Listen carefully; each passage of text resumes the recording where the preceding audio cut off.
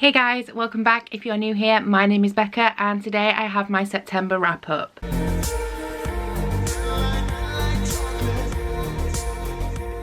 Now, if you've been following my reading vlogs, you will know that I've been slumping hard in September and I have finished very little compared to what I normally do. So in September, I finished 3 books, which is a lot less than normal, but you know, I've been doing other stuff that I've been really enjoying, so I'm not like mad about it. I would like to have read more because now for October, I have this like huge TBR of books that I absolutely must read. So that's a little concerning, but aside from that, like I've had a good time in September. I've been playing a lot of video games. I played Shadow of the Tomb Raider. I started World of Warcraft, which stole my life for a while.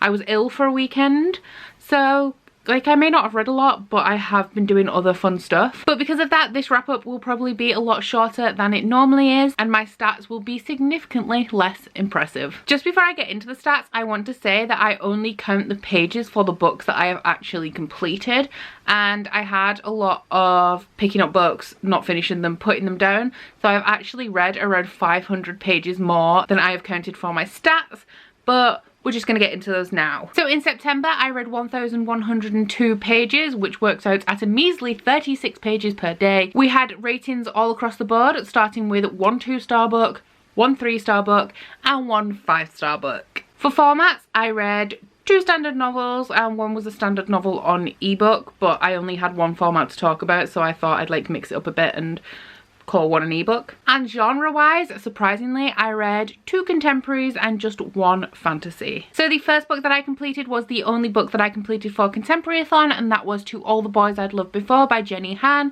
I gave this a 3-star. This is a young adult contemporary that follows Lara Jean, who is a biracial Korean American girl who has had quite a few crushes over her time, and to sort of expel these feelings and move on and get over it, she writes her crushes a letter that she puts into a hat box that never gets sent, just to, you know, like cleanse her emotions. Nobody's ever supposed to read them. It's literally like a spiritual process for her. But unfortunately, all of her letters get mailed out to the people that they are intended for, which I don't know why she writes the addresses on the envelopes. Like, I would just write their name, like Josh, so that if somebody does read it, they maybe won't know who the letter is actually meant for, and then they definitely also can't post them. So I liked this book okay. Normally if I give a 3-star rating, it is because I didn't feel any way particularly about it. I didn't love it, but I didn't hate it. But this was a little bit different. There are some aspects that I really loved. There's a fake dating trope in this that I thought was absolutely amazing and really well done, and I loved everything about that, and it was super cute, and I absolutely adored that cute little fake thing. But there were aspects that I hated. Lara Jean reads like a 12-year-old. She reads very young. She calls her mum and dad mommy and daddy. She sort of idolizes her older sister in this really annoying way, that everything she does, it's like, oh well, Margot would do it like this, and that just really got on my nerves. Also, absolutely hated Margot. I found her to be really judgy and preachy and looked down upon people and wanted everyone to be like her and sort of penalize them or judge them if they weren't. So I really didn't like Margot. And I also thought that the book ended really abruptly. Like, there's something that happens, there's the fake dating, and then you have like a bit of conflict, and then something happens, and then the resolution just didn't happen. Now I don't know whether it's because it's a duology, and I do actually have the second book just here. It's the only book in the series I own. Don't ask me why. I buy a lot of books secondhand, and that sometimes happens. But yeah, I just thought it ended really abruptly, and I wanted like the cute movie. I haven't seen the movie, but just like romance movies in general. I think 10 Things I Hate About You, you know, like they've had a conflict and they come together and they're kissing outside school at the end, and like the camera pans out and it's all cute and romantic. That is what I wanted, and I didn't get it. So it seemed to like cut off in the end of a scene, and I wasn't really into that. I will continue, mainly because I own the second book, and also because it was kind of cute, but I'm not sure when, because my October TBR is like chock full of really big fantasies that I need to get through. The second book that I read is Sal by Mick Kitson. This is it's shelved on Goodreads as a young adult coming of age, but it is not. It is a very hard-hitting graphic adult contemporary about familial abuse, alcohol abuse, drug abuse, rape, paedophilia, murder, all those trigger warnings. So if any of you are sensitive to anything like that, then please steer clear or be careful going into this book. It is graphic in some parts and kind of depressing because it's just so bleak, and it follows two girls. One is called Sal, one is called Pepper, and Sal is Pepper's older sister, and she decides to run away with Pepper because her stepfather has threatened to start abusing Pepper. Obviously Sal doesn't want that, so she runs away. However, I thought that this would focus more on the storyline as a whole, but it focuses on when they've already run away, they go to the woods and they are surviving. It is very heavily focused on the survival aspect, and there's a lot of like ridiculous information dropped in there about surviving, and it is also told in a stream of consciousness style. Not a lot of punctuation, very rambly, not really what I was looking for going into it, and I didn't like it. I gave it 2 stars. I can't remember if I mentioned that, but this was my 2-star book of the month. This is another book that disappointed me with the ending. It cuts off very abruptly. You come to a point in the story where quite an important decision is about to be made regarding the lives of our main character Sal, and then the book just ends and you don't find out what that decision verdict is. And yeah, I found that to be really disappointing because it would be a monumental thing to happen. However, because this focuses so heavily on the survival aspect, it's like a slice of life almost, in that this book is about the surviving. Like, our main character watches a lot of videos on YouTube. She adores Bear Grylls and she gets all these survival tips from there. And it focuses very heavily on that and them surviving in the woods, and then anything outside that is mentioned very briefly and not central to the plot of the story. So I feel like this could have had a lot more if it took the situation as a whole, but it was sort of like honed in on this one aspect of the survival and this period in the girls' lives. The last book that I finished, and my favourite of the month, my 5-star read, one of my favourite books of the entire year, and y'all know what it is. It was Muse of Nightmares by Laini Taylor.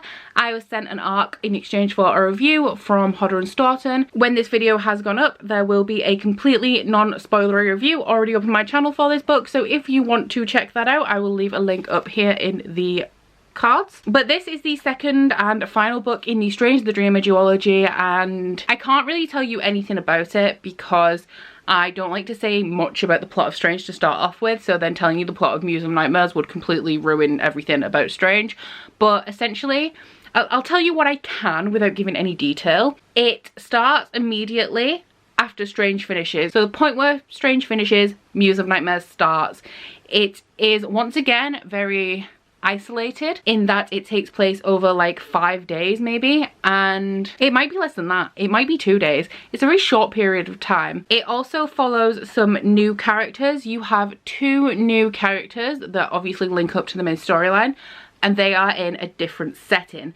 Those parts were my favourite parts of the book. Like, I absolutely adored those parts. I was living for them because for the first part of the book at least, it's kind of a lot slower, a bit like the beginning of Strange the Dreamer. So for the first like 300 pages it is quite slow, and then you have these glimpses of other characters in other places that just like I was living for. I absolutely loved that part. This is brutal and beautiful. It deals with heavy topics such as rape, oppression of a civilization, slavery, but like it's covered in this beautiful flowery prose that Laini Taylor is known for, and I just found it absolutely amazing. So obviously 5 stars, absolutely loved it. However, spoiler alert for my best books of the year, I do prefer Strange the Dreamer slightly more because it has this like feeling of like magic and anticipation, whereas this is like a conclusion. If you have not read Strange the Dreamer yet, I would recommend that you read both Strange the Dreamer and Muse of Nightmares together, like as one solid story, because I believe that was how they were originally intended. I don't think they were supposed to be a duology, it was supposed to be standalone, and because there is no like break in the timeline, it literally just follows straight on. If you want to read this duology, I recommend just reading it like back to back. I do have a full Goodreads review that I put a lot of thought into, and I will link that down in the description box for you.